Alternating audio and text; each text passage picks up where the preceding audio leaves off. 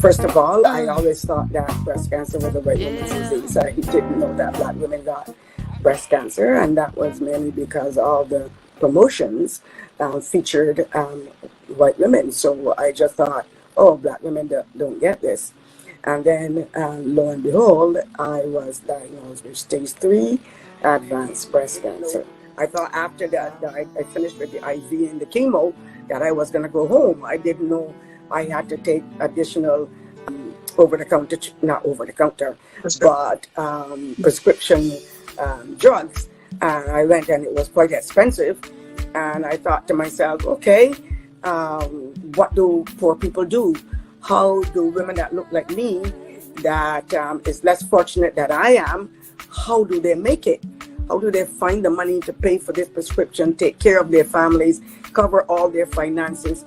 That must be so difficult for them. And then I was at home one morning feeling, terrible after chemotherapy treatment. Couldn't get off the bed. It was terrible. And I thought to myself, okay, I don't want any other woman that looks like me to have to go through this alone. So when I get better, I'm going to do something about this. That started the journey of me and the Olive Branch of Hope.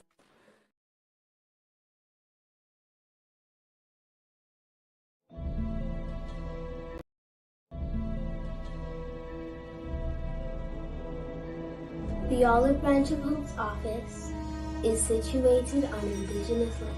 This is the traditional territory of the Haudenosaunee Confederacy, the Wendat, and the Mississaugas of the Credit First Nation.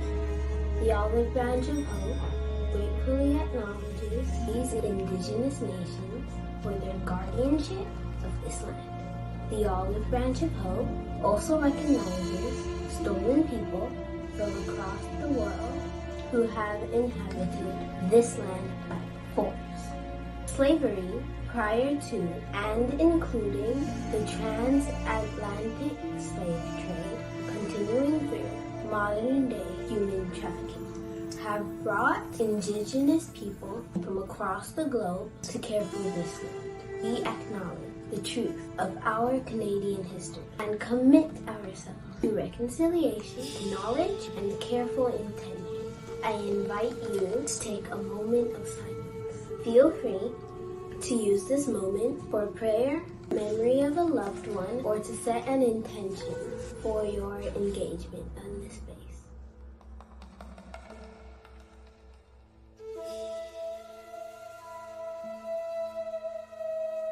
Thank you for holding this moment of silence with me. Thank you for holding this moment of silence with us, and thank you for joining us here for 30 days of her story. This is day number 7, guys. We've been doing this for 7 days out of 30. So you want to make sure that you are here every night at 7 p.m. Eastern so that we can learn, share, be in this space together, celebrating our visionary women. We are here for Women's Her Story Month. That's what we call it. And March is also Lymphedema Awareness Month. And for the entire month, if you're hanging around the Her Story crew, you'll be hearing about this lifelong disease called lymphedema, which affects many people, but we're focusing on how it affects women who have completed their breast cancer treatment and are dealing with this side effect, if you will, this adverse effect from their treatment. Before we get into any more on lymphedema, what it means, and why we are here talking about it all year long, I just want to say thank you on behalf of the Olive Branch of Hope, our not-for-profit partner for 2023. This organization is coming to you because, Black women decided we needed space to have conversations around women's health and breast health in ways that are culturally responsive and make sense for the way how we perceive ourselves and our place in the world. And today we're going to talk with a lovely guest who understands the importance of having culturally responsive mental health support and ensuring that not only for us as women who are dealing with this disease and our caregivers, but also our children who are watching us and living with us and loving us through the process are also equipped as well. So we're going to bring on my friend Kerry Wilson to the stage, and she's going to share with us. Hello, Kerry. Hi guys. Sorry. How are you doing How's today? every- I'm good. I'm blessed. I'm blessed. I'm highly favored. Thank you. Fantastic. All right. So, Carrie, I'm going to give you a minute to just show off a little bit before we jump into our little chat today. So, tell our visionary women, our sisters who are watching us, and we know we have some brothers who support too. We see you. Tell them about you. Tell them what you do. Tell them how you came to be in this entrepreneurial journey. Show off anything you want to. Okay, thank you. I'll start. Well, I'm a mother of four. I'm also a child and youth worker by trade. So I just in deciding to start my own business, I decided still be CYW because that's my trade, but to name it behavioral management consultant because I feel a lot of what I've been doing over the 20 years plus is working with behaviors and working with children and youth that are struggling, parents that are struggling with managing and challenging behaviors. And so I said, you know what? It's really hard for people to know what a CYW is because I was going to use CYW. So let me see something that everybody can resonate to and still ask questions because I know it's still a title. The title is still new. So I came up with behavior management consultant, and what it is I just support your families and children's youth with whatever goals that they have, family goals that they have. And we know that children are children, so we have to have the parents' involvement in order for me to support and guide the families. A little bit about my journey is I've been doing this working with families, Black families, children, and youth for over 20 years in many different atmospheres, environments, and I lost my job, and then I had I have my two sets. My last set of boys are twins, and I had a medical issue with my first twin, and we didn't know what was going on. So in the means of losing a job, figuring out what was going on with him, health wise, I lost myself in that whole process because myself and my being was validated with my job. So when I didn't have the job, I lost my whole being, even though I am the job. So that took some evaluating and finding again. So in the process of trying to figure out what was going on with him and realizing that he is now has a disability and he's going to need care, that I'm going to have to revamp my whole thought process of working because I would be going out and working to have to pay somebody to take care of him.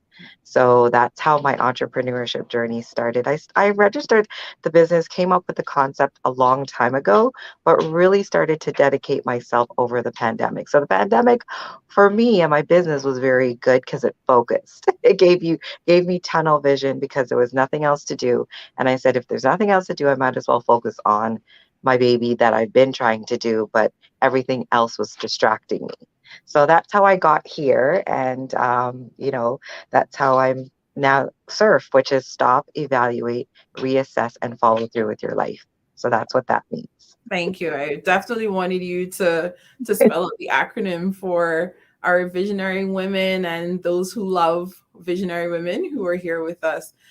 So stop, evaluate. What's the R? Reassess Reassess and follow through and follow through. with Right. your life. Absolutely. Now you talked about something that so many of us face in different, phases of life, losing yourself, right? Self-identifying with a circumstance, Mhm. being removed from the circumstance or having that change, and then having this sense of loss of self Yeah. in there. Um, I want you to talk a little bit more about that, if you don't mind. Like, tell us about some of the things that you experiencing that. And why I'm not, not telling you put all your business there, but what I'm saying is there's women who are watching us right now who are in that space. So color for them what it was like for you, and then if you use any tools to help you get out of it. It was really like it I guess because again, stress with Black women, we don't take it on per se. We don't even sometimes know that because we're just on autopilot and going.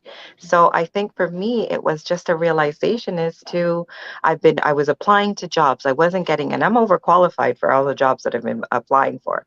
And I wasn't getting them. And I was feeling so like my identity was like gone because I put so much years and energy and effort into this job, putting my family on hold, putting my own goals on hold to make this career or this, I was working in an agency, this agency flourish.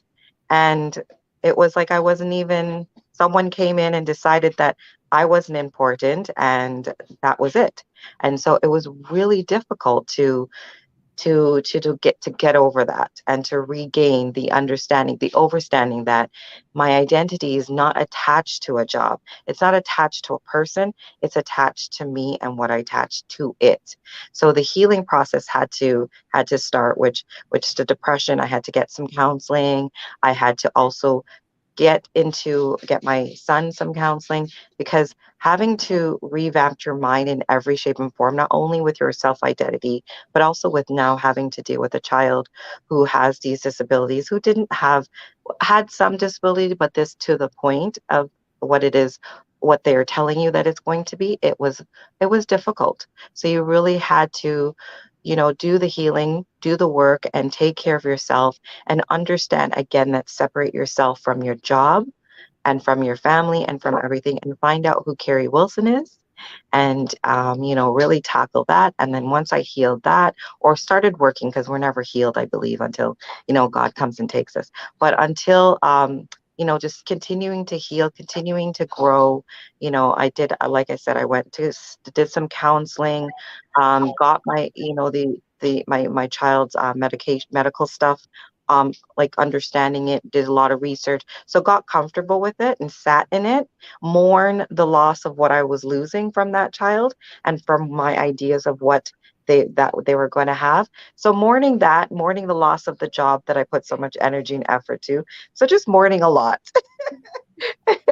Having to relearn a lot of positive, affirmation, positive things that are going to help me to go forward. And that's how I got over that, and started dedicating myself to my business, which is what I do on an everyday basis anyways, is helping children, families, and youth. So I said, you know what, I'm going to do it for myself, giving me the option of being there for my son when he needs me, because he's going to need me to, like, it's going back to being like like a child, like he's a baby again in a sense. So definitely having to do all those things, that took some toll. That took some Yeah. work. Yeah. So I just wanna kind of pull this out for our sisters who are currently in that space where you don't know what you're doing, who you're supposed to be, what do everybody else expect of you. Yeah, You feel like you don't have the answers you're supposed to have or you used to have. Things just don't feel clear anymore. You took that time to find out who is Kerry, right? So for me, it's who is Nadia. So put your name in there, right? Who am I? And who am I going to choose to show up as yeah, well? Because Kerry mentioned she chose to show up as the person who's willing to do the work, willing to listen, to the advice, seek the advice, and willing to listen to the advice, willing to challenge her own thinking in that space, right? It's not when we, it happened in the past and now I'm amazing. No, it's in the struggle, right?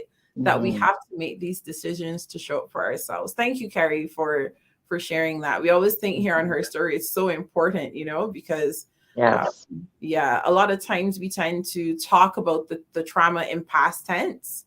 hmm, And then, people can't figure out how to make the dots connect between where yeah, they are and how to put this thing in the rearview mirror, right? So yeah. thank you for opening up and sharing that. Now, you have been through a lot. You talk about being a mom of four. That's Yeah. plenty. 4 boys. Four boys at that, right? That is Yep. plenty. I'm sure your house is lively. And so, you talked about building your career and investing in your career and having a clear vision about what life was supposed to be, you know? And then the vision had to change. So having to change your whole mindset, you had to shift completely the vision.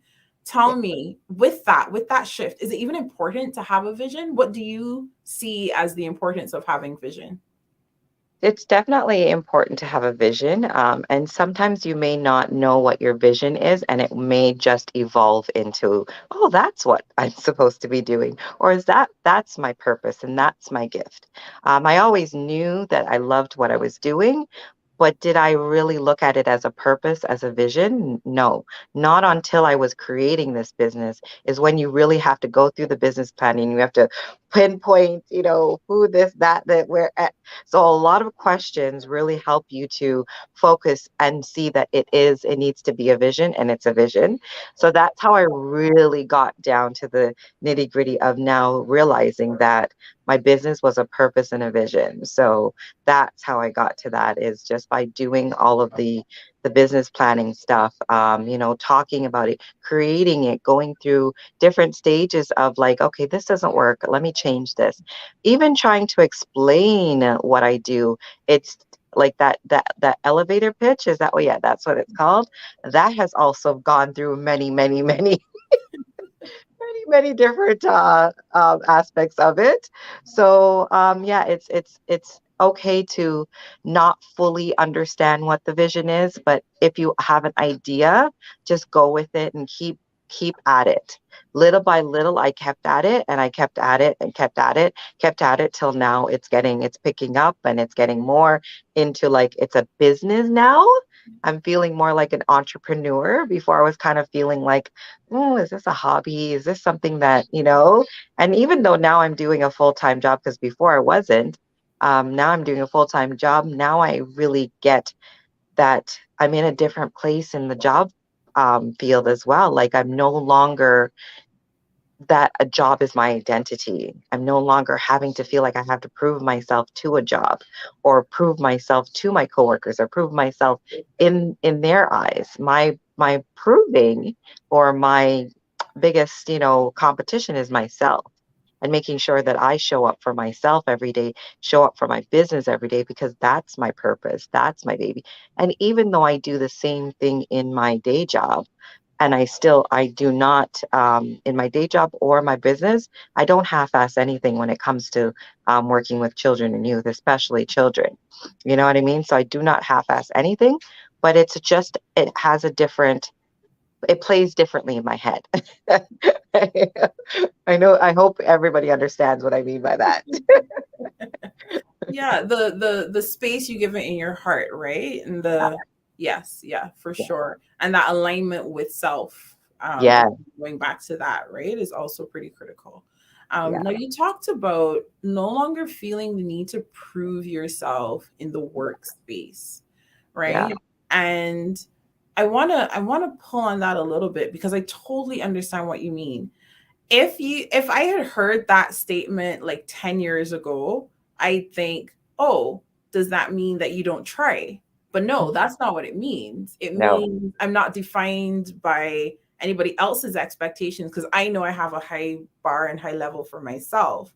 But in that feeling like back in the day when you felt like you had to prove yourself, right? If we take yeah, ourselves like back to those moments, um and kind of looking at your trajectory now to where you realize, I don't have to prove it to you. You'll see it. I'm going to be me and you'll see it for yourself, right? In exactly. that space and that shift and that change that you experienced, did you also at any point feel like if your voice was diminished? Oh, definitely. That is the reason why I think that I lost my or attached my identity to a job, is because you when you don't, the role that I was in, I didn't really have a supervisor or manager kind of over me. So I really was on my own kind of thing. So the self validation and stuff had to really come from me. So I really, but it also was, you were still working for somebody else. So they still had to get that. You had to get that validation from them as well. So I think once I kind of left that and was able to reassess and say that, you know what, I am putting in the same amount of effort, whether I have a supervisor, whether I don't.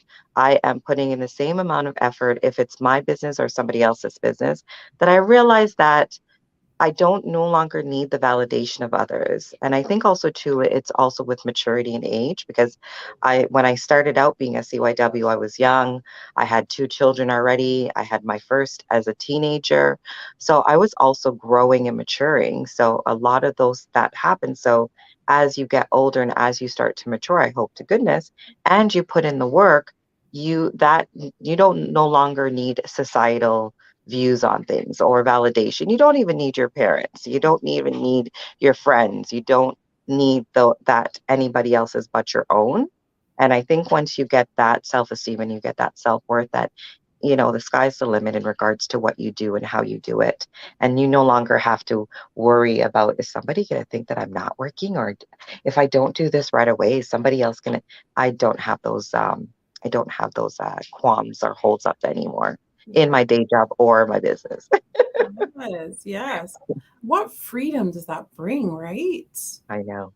It is freedom. I tell people, like, stress is no longer my word. I no longer resonate with that word. Yeah. It no longer lives here. And I'm so glad that you made the distinction between getting older and maturing. Yes, definitely. Right. Definitely. Yes, definitely needs some distinction. Yeah, in my 40s, I don't care. Exactly, right? Because on the one hand, like, we would see young people who are quite mature and who are kind of at that established place.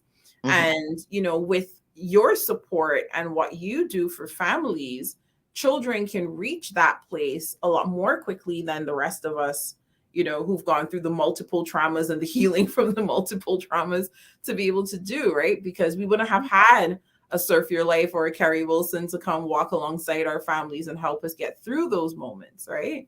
And so Exactly. Yeah. so we can get to That that is exactly, you said it. You need to be my elevator pitch. Like, you really do. Because it's exactly why I do this, and why my focus and my niche is Black families and immigrant families. I want to be able to do it in the Caribbeans and internationally, because it's so needed. I saw, even today, I still see videos of the way that we speak to our children in the Caribbeans and in the Caribbean, and I'm just like, "Oh, we don't need to do that anymore. We really don't need to live in those spaces anymore." So yeah, that's, you said it you hit it on the head as to the reasons behind why I've done this, why I continue to do this, Yeah. and my purpose in this. Yeah. And that why, painting the picture of that why, because that why is connected to your own experience as a child, your experience raising children, your experience as a professional. There are all these layers that have added to what makes you, effective in your Yeah. role in your business. And so now you're able to kind of look back and say, this is why. Yeah. These are the steps. This is how it happened, right? Yeah. Yes, I experienced these things. I made these decisions. These bad things also happened to me that I had no control over. But here is the purpose of it all, right? I understand the purpose of it all. And being able to tell your own story yourself, to say, okay, this is how it happened. The good, the bad, the ugly, right? It wasn't all a bed of roses. I should tell people, what, life is a bed of roses, because the other saying is that every rose has its thorn, right? So Exactly. it is the rose petals and the thorns all Yeah. at the same time, right? Yeah. But in being able to come to this place where you have this strength and you've experienced this healing, why do you think it's important for yourself as a visionary woman and for other visionary women listening to you? why is it important that we tell our own stories? Why should we be the ones who determine the version of our story that's delivered to the world? Because we're the best storytellers for our lives and our own journeys and our pathways. Because hearing it from me, it will resonate with somebody else. But it's also good for you to hear yourself speak about yourself, because that also helps you to, say, you know what, I deserve that pat on the back. You know what I mean? Because sometimes we don't do that for ourselves. We don't recognize all the things that we've gone through. Like, there was a post from Kiki Palmer, and she just had a baby, and she came on and she was talking about, being like bigging up single mothers and mothers in general, because she didn't understand. And now she has her own. She understands what it is to be a mom, what it takes. And I said to myself, wow, I had twins and I did it by myself. You know what I mean? And I'm just like, it took that post for me to, and that my twins are now 13. To really resonate as into, yeah, we do not. That is why we have to tell our own stories. That is why our voices needs to be the loudest when it comes to our things that we do, our visions, our purposes in the schools, when we're dealing with our children. Our voice has to be the loudest, and that's why I continue to tell my story. Like, everybody's like, oh, you don't have to say this part about your family. Da, da, da. No, my business is your business, because that is what has kept our community, like, from resonating, from shining bright, is because we have been told, mind your business, don't talk your business, don't tell your business out, don't talk outside. And I don't have those restrictions, in a sense. I am an open book, and I have nothing to hide, in a sense. And of course, there's things that I keep personal, private, whatever, but there's also things that it needs to be out there. You need to say it so that other people can be healed from it, can be helped from it. You never know when your voice can be someone's guiding grace, Yes. guiding grace. Yeah. Yeah, we need to be our loudest voices. You said something earlier that we need to hear ourselves Yeah. tell our own stories. Yeah. On day 6 yesterday, we were talking about, when we hear our voices coming back to us, how we're always, if you record your voice and you hear it, like, oh my gosh, is that how I sound? Right? And kind of that, right? That, like, that repulsion, right? Yeah. And I was sharing that I heard it explain that repulsion comes from the fact that what we hear in our inner ear when we speak doesn't match what we hear in our outer ear when we hear a recording, right? So your Okay. brain doesn't like things that aren't familiar. That's not how it's supposed to sound. So your brain makes it repulsive, right? But if we are hearing ourselves telling our own stories, as you're saying, we're also speaking life and courage and strength and love and care and kindness and beauty into our own souls and spirits as we hear those words come back to us, Yeah, right? How liberating is that? You talk about being able to share things that in our culture, it's like, hushimo, hushimo, it's like, talk Yeah. about your business, you're able to freely talk about these things now because you've had that practice to tell your story yourself. Talk a little bit about how freeing it is to actually release yourself from the guilt and shame that Yeah. culture would attach to those stories. It is. It's definitely freeing to me, and I definitely have had no negative, connotation behind it. So that is definitely a reason why, I guess, why I continue down the path that I continue.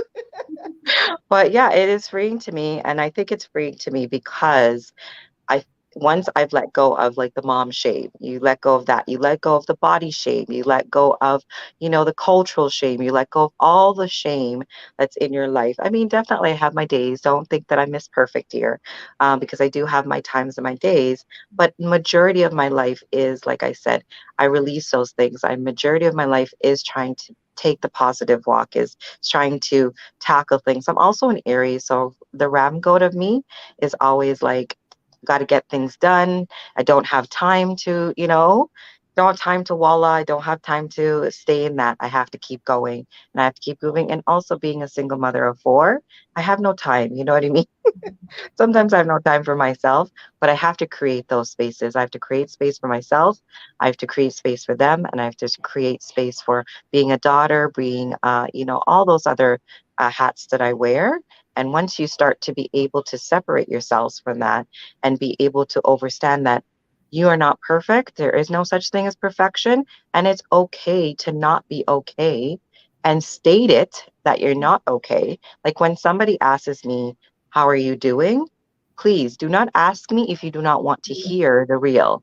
And I will say I'm not doing so well right now. Or you know what, I'm good, but blessed and highly favored. I usually use that because what I want to speak into my life, I usually use.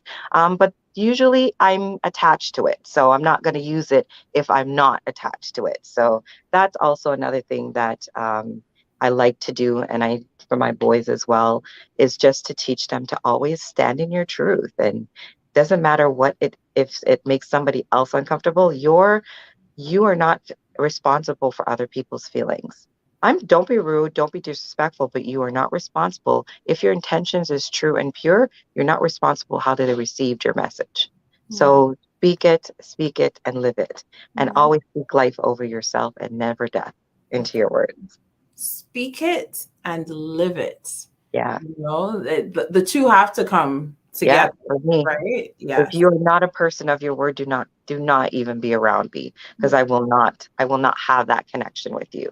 So I Mhm. always tell my boys, you have to be a man, boy of your word. If you say it, you have to do it.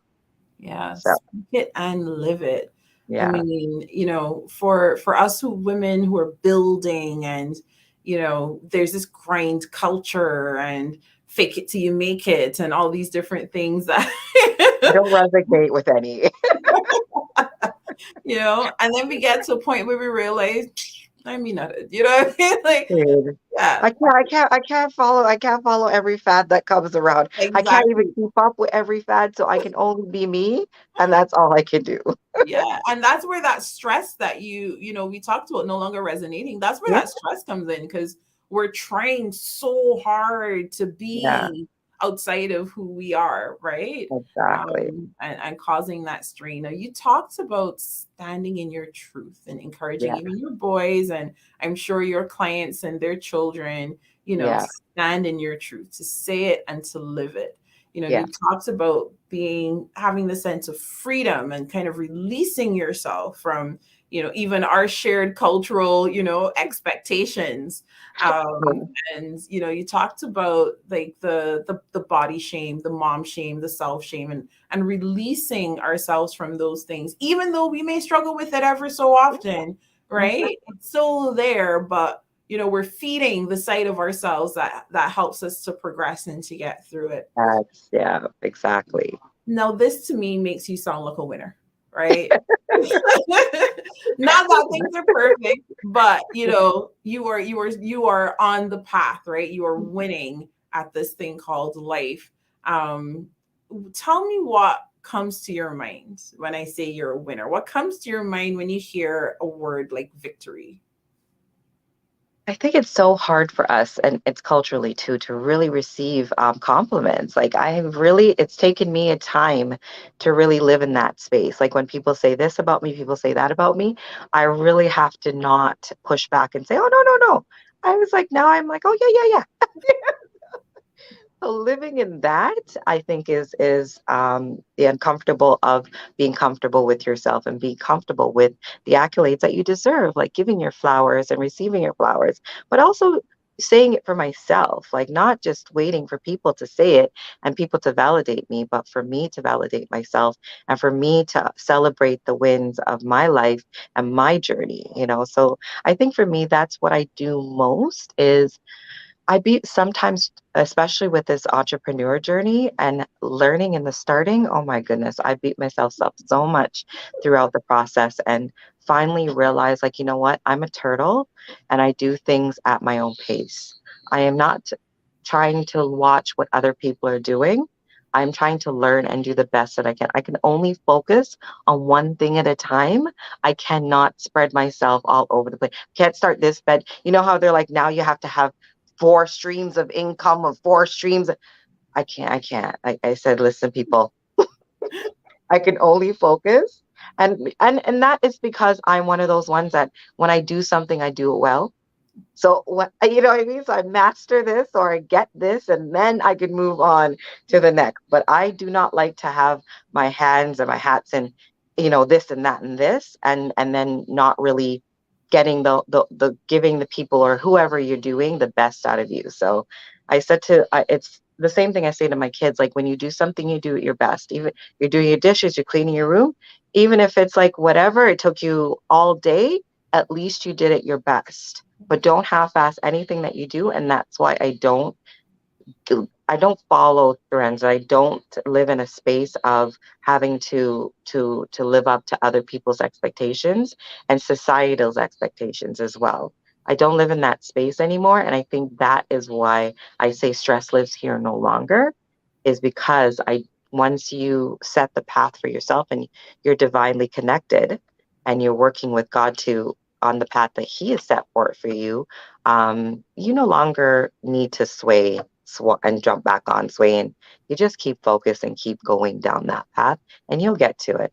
Absolutely. Yeah, you Absolutely. definitely will. And that's what I do for my clients as well, is I focus you. Like you don't have to be all over the place. I know being a mom is, you have to do this, you have to do that. Here's where I come in to focus you and keep you Mhm. focused on what the end all goal is. And that is to be the best mom and have the best children that you can have. And that's it. Absolutely. Absolutely. Oh my gosh. If we could just stand in this victory and release ourselves, right? Release ourselves from all of these strings that pull us into 500 direction and release Totally. ourselves from the weight of everybody else's requests, requirements, and expectations of our lives. If we So could true. release ourselves and accept compliments when they come our way, Yes. and just be able to be like, oh, wait a minute. Yeah, I do this. And I I am am, that girl. yeah, right. And to walk in that confidence, Yeah. that comes from being fully connected within, Yeah. and then you talked about that divine connection as well. So connecting within, connecting upward, and then connected, with our community. Yeah. The services that you provide creates opportunity for community with families Mhm. who need support with their Definitely. children, and so you're bringing that full circle right here, that breath of community and connection. Yeah. And I'm so happy that you're here to share that. I'm going to ask you a question. You talked about writing your business plan. Did you do that with Miss J from Beautiful Women Society? I didn't do, I did when I started the business journey, I did a lot of courses. Mhm. So I did a course and I wrote it then, but I am going to do like revamp it, because what I need to learn now, and Miss J is going to help me with this, is how do I implement the business plan on a regular basis? Right. Because I wrote it, it's sitting there, it's there, but It pretty what do enough. I It pretty and sitting across there. like you put it in the pot, but you cook it yet? You're like, you know what I mean? You daily you need to learn how to cook it. So Yes. that's what I need to learn how to implement it on it. So I'm going to work Yeah. with a business coach, which she's amazing, and she's going to help me with that. And once I think I get my mind wrapped around that, the sky is the limit, as she said. Yeah. Put the wings up and fly. I'm going to fly away. Absolutely, absolutely. These are the kind of connections we want to have Yeah, within that community, right? yeah, Because we have the community we are born and raised into hmm that has its own perspectives and, like we said hmm before, requirements and whatnot. And then there's the community that we build with yes, intention, yeah, right? Where we actively seek out other visionary women who are committed to their vision, amplifying their voices, writing the version of their story, walking in a life of victory. And then hmm we fill the gaps for one another, right? yes, All right. So I need somebody. I have a client. I'm working with this client in nonprofit, but their child at home is giving them some challenges. Let me connect them with Kerry. And then Kerry says, okay, well, this child actually needs to be challenged and really needs some support, and they have an idea. Let me connect them over here with Miss Jade to help, create that business plan. And that's really the type of community that we are intentionally developing here at HERstory, sharing stages with our sisters like Kerry, and so many of the others that you've met and that you'll continue to meet throughout this campaign. Because at the end of the day, I have a line in my poem that says, no man is an island, but I am woman, right? Because we're expected to do it all. Yes. Right? We're expected to still be that octopus, right? Yeah. And so when we come into this space, this is where we get to drop it all, right? Take off all the hats, all the balls you're juggling in the air, put them aside, drop it all here in this space, because this is where we come to just talk. This is where we come to refuel, to refill. You can't quantify the impact of community, but you know what it means when you sit down across from someone, like you said earlier, like Nadia, be my elevator pitch, someone who just gets it. Right? So true. And it's amazing. Like, I love, and that for me, I've always enjoyed these kinds of, partnerships and working with people, and as working with Black women, working with Black people. I just love it. So when I see that, I'm all for it. Like, I'm just like, how could I help? Where can I help? What can I do? I always see these things that go up. Like, even I was watching your daughter, and I'm like, oh my God, that is so amazing. What can I do with my children? Let me introduce. Let me set up a play date.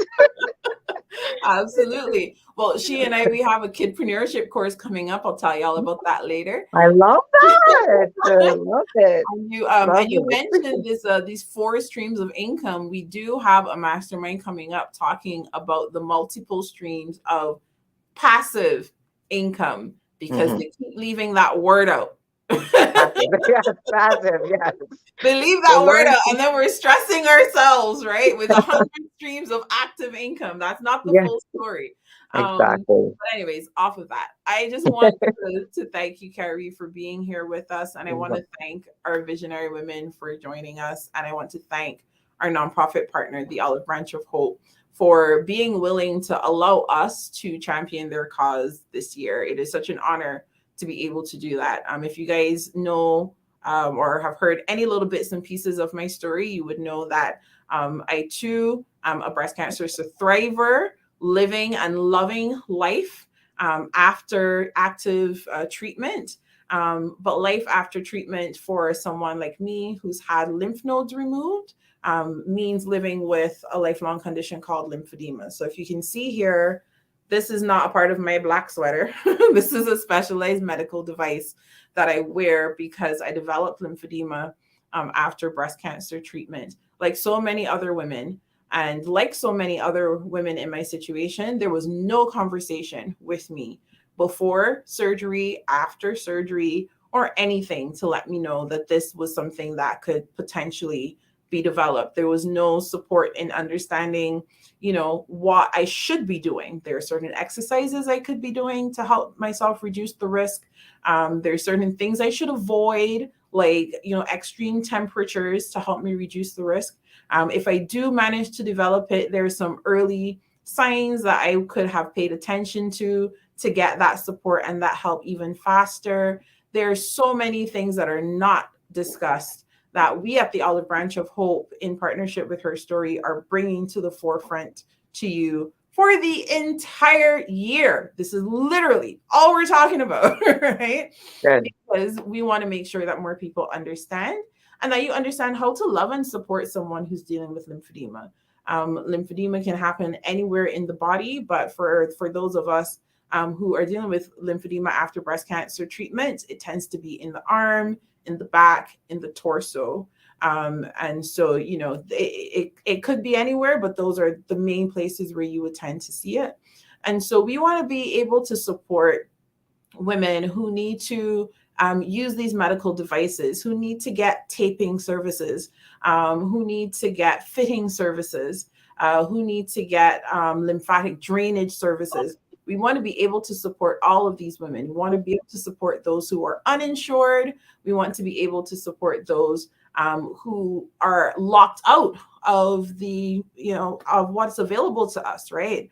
As a newcomer or as someone who's been living here, who is out of status, who doesn't have OHIP, for example. We want to be there to fill the gaps, right? And so when you go to our website, www.heysisterherstory.ca, then you will be able to support the Olive Branch of Hope. When you join our masterminds, when you buy anything in the stores that you find on our website, when you support anything we have going on in 2023, we are giving a portion of proceeds to this amazing organization.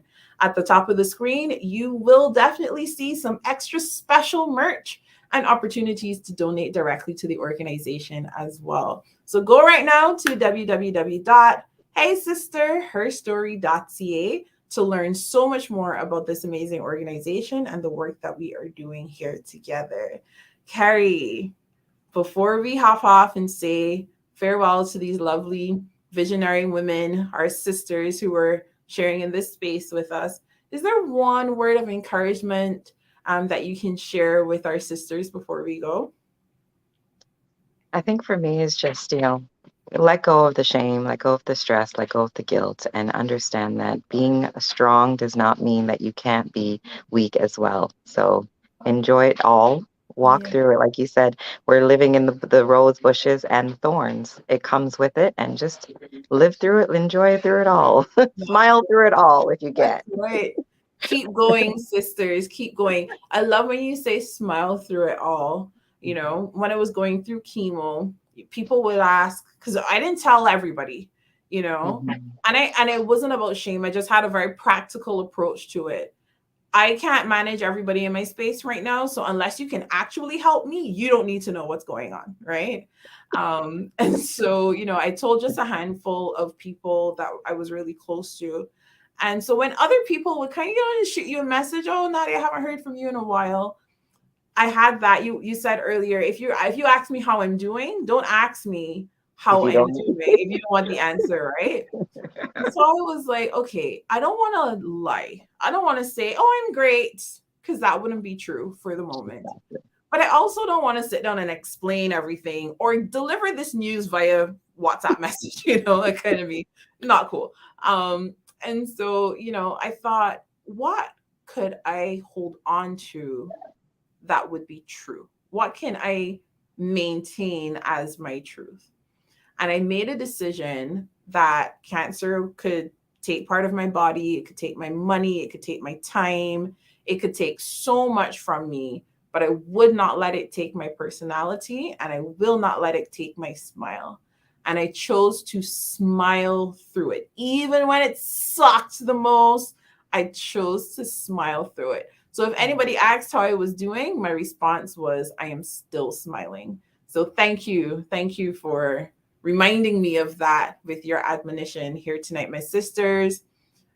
Rose beds and thorns, smile through it all. Thank you so much for joining us here tonight, or whenever you're watching the replay. Comment below and let us know what resonated and touched you here. Remember to share the video with other visionary women so that they can access this powerful encouragement that you've received here today as well.